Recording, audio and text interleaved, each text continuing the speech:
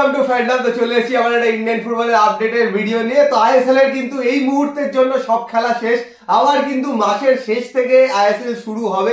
মাঝখানে international break, কারণ আফগানিস্তানের সাথে ইন্ডিয়ার দুটো ম্যাচ আছে 20 এবং 26 তারিখ। সেগুলো নিয়ে কথাবার্তা বলবো। ইন্ডিয়ান ফুটবলে মানে এখন অব্দি যে অবস্থা সেই নিয়ে কথাবার্তা বলবো। তাছাড়াও ন্যাশনাল টিম কিন্তু দেখেছো বেরিয়ে গেছে সিলেক্ট হয়ে, নতুন ইনক্লুশন আছে অনেকগুলোই পজিটিভ ইনক্লুশন আছে, সেগুলো নিয়েও কথাবার্তা বলবো। আর ইস্ট বেঙ্গলের কিছু রুমার শোনা যাচ্ছে, চারিদিকে শুধু রুমারের ছড়াছড়ি, এই প্লেয়ার আসছে, তার মধ্যে আবার বিদেশি রুমারও উঠেছে আরেকজন নতুন। সেগুলো নিয়েও কথাবার্তা বলবো, যা যা এখন অব্দি রুমার এসছে রুমার ছড়াবো একটুখানি। তো যাই হোক, এখন যারা সাবস্ক্রাইব করেনি অবশ্যই করে নিও, বেল আইকনটা টিং টং করো, অপশনটা প্রেস করে দিও, আর ফেসবুক আর ইনস্টাগ্রাম আইডিটাও ফলো করে নিও। তো পূজার থেকে প্রথমে শুনে নাও। তো প্রথমেই বলি যে ইন্ডিয়ান ফুটবলের আপডেট আমি যেরকম দিই সেরকমই দেবো, কিন্তু তার আগে বলে দিই কিছু টুর্নামেন্টের আপডেট রয়েছে, সেগুলো তোমরা স্ক্রিনে দেখে নাও।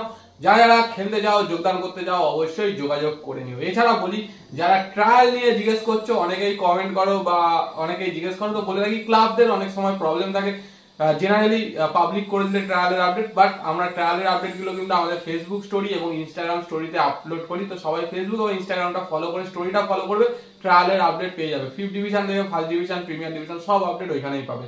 এবার আসি মেন কথাগুলোই। তো তার আগে বলে দিই যে রিলায়েন্স ফাউন্ডেশন ডেভেলপমেন্টাল লিগ যেটা চলছে, তাতে কিন্তু কালকে ইস্ট বেঙ্গল ভার্সেস জামশেদপুরের খেলা ছিল। সেটি খেলাটা কিন্তু 3-3 হয়েছে, অসাধারণ খেলা। মানে এক্সট্রা টাইমে গিয়ে গোল করেছে দুটো, তারপরে সেম ওন গোল করেছে, করে কিন্তু ড্র হয়েছে।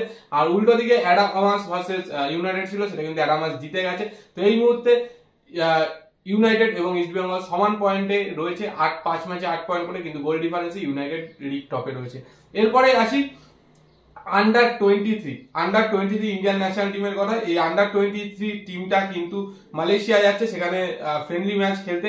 ওটাও কিন্তু রয়েছে 22 তারিখ আর 25 তারিখ। তো সেই টিমটার তোমরা স্ক্রিনে দেখে নাও, বেশ কিছু ভালো ভালো প্লেয়ার কিন্তু সুযোগ পেয়েছে। যেরকম বলে আর কি প্রাবসুকান গিল পেয়েছে, আরস আনোয়ার শেখ পেয়েছে, এছাড়া বলে আর কি পিভি বিষ্ণু পেয়েছে, ইস্ট বেঙ্গলের অসাধারণ খেলেছে। এছাড়া আব্দুল রাহিব, গুরকিরাত সিং, ইরফান, ইয়াদা, ইজাক, এরা কিন্তু যারা মানে এই বছর আইএসএল এ বা হায়দ্রাবাদে যে ইয়ং স্কোয়াডটা খুব ভালো খেলছিল তারা পেয়েছে, এবং জামশেদপুরের সানান মোহাম্মদ পেয়েছে। তো অসাধারণ। এছাড়া পার্থিব গগৈ তো আছে। তো স্কোয়াডটা দেখে নাও, খুব ভালো একটা স্কোয়াড হয়েছে। তো আশা করা যায় যে ভালো পারফরমেন্স করবে। এবং কোচ যিনি হয়েছেন তিনি হচ্ছেন নর্থ ইস্ট ইউনাইটেডের ইন্ডিয়ান অ্যাসিস্ট্যান্ট কোচ নওসাদ মুসা, এবং নোয়েল উইলসন হয়েছে অ্যাসিস্ট্যান্ট কোচ। বাট যেটা আনন্দের খবর, একজন বাঙালি গোলকিপার কোচ অনেকদিন বাদে কিন্তু ন্যাশনাল টিমের গোলকিপার কোচ, সেটা হচ্ছে দীপঙ্কর চৌধুরী। দীপঙ্কর দা আমাদের এরিয়াতেই থাকে, আমাদের খুব ভালো একজন বন্ধুকাম দাদা। সেই দীপঙ্কর চৌধুরী কিন্তু আন্ডার 23 এর কোচ হয়েছে। এর সাথে সাথে বলে দিই যে সামনেই কিন্তু 22 তারিখ মানে 21 তারিখ রাত্রি 12:30, মানে আমাদের এখানে সোমবার 21 তারিখ রাত্রেবেলা এবং 26 তারিখ দুটো কোয়ালিফায়ার হয়েছে, ফিফা ওয়ার্ল্ড কাপ কোয়ালিফায়ার, যেটা হচ্ছে ইন্ডিয়া ভার্সেস আফগানিস্তান। তো সেটার জন্য ফাইনাল স্কোয়াডটা কিন্তু দিয়ে দিচ্ছে। প্রবাবেল 35 জন দিয়েছিল, সেখানে কাটছাট করে কিন্তু 25 জনে এসছে। সেটাও স্ক্রিনে তোমরা দেখে নাও। এবং এখানে কিন্তু ভালোই ঠিক আছে, যারা ডিজার্ভিং তারা নিয়েছে, তাদেরকেই নিয়েছে, কিন্তু আরো কিছু ভালো নিতে পারতো, যেমন রেনিয়ার ফার্নান্ডেজ বা রাউলিন বর্জেস, এরা কিন্তু খুব ভালো খেলে আসছে, এদেরকে নিতে পারতো। চিংলে সানাকে নিতে পারতো, কারণ পুরো স্কোয়াডটাতে দেখো মাত্র বলতে গেলে মানে প্রপার সেন্টার ব্যাক কিন্তু একজনই আছে, সেটা হচ্ছে আনোয়ার আলী, যে ফার্স্ট টিম ডিজার্ভ করে। মেহতাব সিং রয়েছে, সেটা বাকি সবাই কিন্তু সাইড ব্যাক। তো বোঝাই যাচ্ছে 3 ব্যাকে খেলবে। তো সেই জায়গা থেকে যদি চিংলে সানাকে নিত, কারণ বেঙ্গালুরু হয়ে কিন্তু রেগুলার বেসিসে খেলছে। আর বাকি স্কোয়াডটা নিয়ে তোমাদের কি বক্তব্য সেটা অবশ্যই জানিও। তো নতুন কিছু ইনক্লুশন হয়েছে, যেগুলো কিন্তু খুবই ভালো ইনক্লুশন, যেগুলো কিন্তু এর আগের টুর্নামেন্টে আমরা চেয়েছিলাম, যেহেতু ইন্ডিয়ান টিমের হয়ে খুব ভালো খেলছিল তারা। তাদের মধ্যে কিন্তু দেখতে হবে আমির আনাওয়াতে জয় গুপ্তা আছে, দুজনেই কিন্তু খুব ভালো খেলছে এই বছর, মানে এই সিজনে আইএসএল এ বলতেই হবে।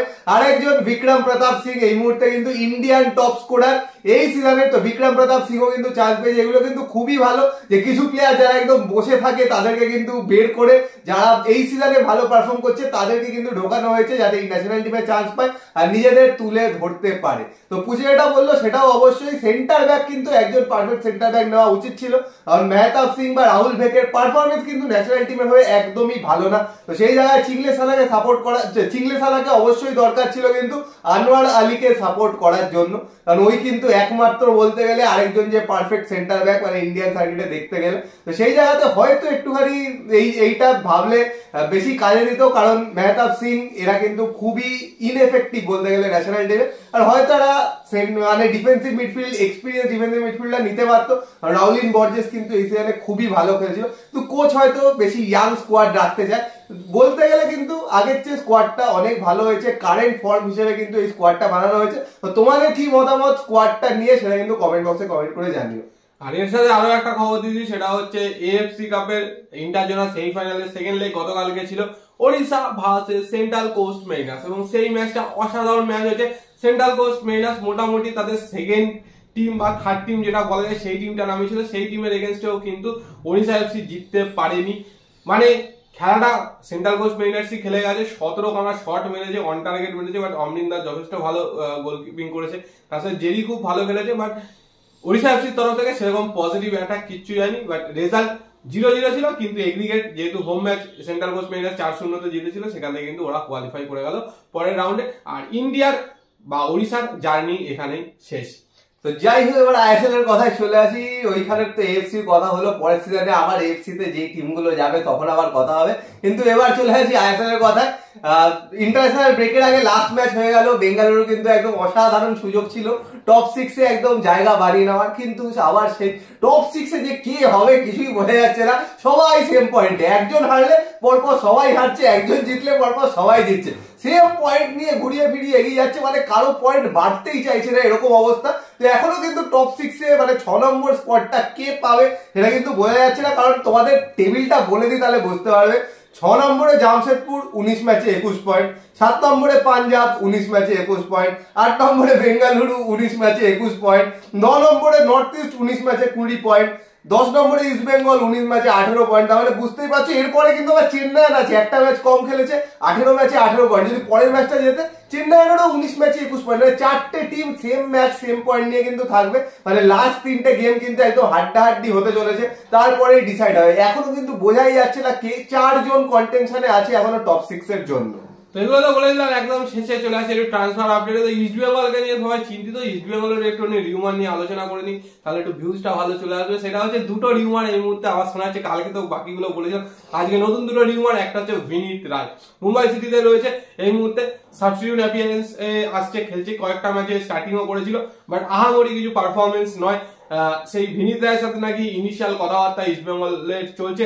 এবং আরেকজন হচ্ছে জুয়ান মেরা গঞ্জালেস, এই এক সময় ইস্ট বেঙ্গলে ছিল, কিন্তু ইস্ট বেঙ্গল তাকে ধরে রাখেনি, সে চলে গেছিল আই লিগে। তারপর সেই আই লিগ থেকেই কিন্তু যায় পাঞ্জাব পেয়েছিল, পাঞ্জাব কিন্তু আইএসএল খেলছে। তো সেই টিমের হয়ে খেলছে। প্রথম দিকে ফার্স্ট লেগে সবকটা ম্যাচই কিন্তু শুরু করেছিল, তারপর কিন্তু চেঞ্জেস হচ্ছে, মানে সাবস্টিটিউট হিসাবে নামছে। লাস্ট দিন কিন্তু তারা অসাধারণ গোল করছে। সেই জুয়ান মেরার সাথে নাকি অ্যাডভান্স স্টক করছে ইস্ট বেঙ্গল। এগুলো কিন্তু শোনা যাচ্ছে, এগুলো রুমার, এগুলো একদম ধরে নিও না যে হচ্ছেই আমরা বলছি বলে, রুমার হিসেবেই কিন্তু বলছি। এখন যা শুনতে পাচ্ছ দেখবে তার 90% কোথায় গায়েব হয়ে যাবে, ট্রান্সফার সিজন শুরু হলে তখন নতুন নতুন জিনিস শুনতে হবে। তো এখন এটা শোনা যাচ্ছে কারণ যেহেতু এএফসি তে কোয়ালিফাই করেছে, তো সেই জায়গা থেকে কিন্তু এখন থেকেই শুরু করে দেওয়া উচিত রিক্রুটমেন্ট করা, না হলে কিন্তু যথেষ্ট মুশকিলে পড়বে। আর পরের সিজনও সেম জিনিস হবে, টিমটাকে যারা স্ট্রং প্লেয়ার তাদেরকে ধরে রেখে যেই জায়গায় রিক্রুটমেন্ট দরকার অবশ্যই কিন্তু এখন থেকেই করা শুরু করে দেওয়া উচিত। তো তোমাদের কি মনে হয় রুমার গুলো নিয়ে, তোমাদের কি বক্তব্য ইস্ট বেঙ্গল ফ্যানদের কমেন্ট বক্সে কমেন্ট করে জানিও। আর ভিডিওটা পছন্দ হলে লাইক করে দিও, শেয়ার করে দিও, চ্যানেলটা অবশ্যই সাবস্ক্রাইব করে দিও, আর বেল আইকনটা টিং টং করে দাও রেগুলার নোটিফিকেশন পাওয়ার জন্য। তো চলো আমাদের জন্য টাটা।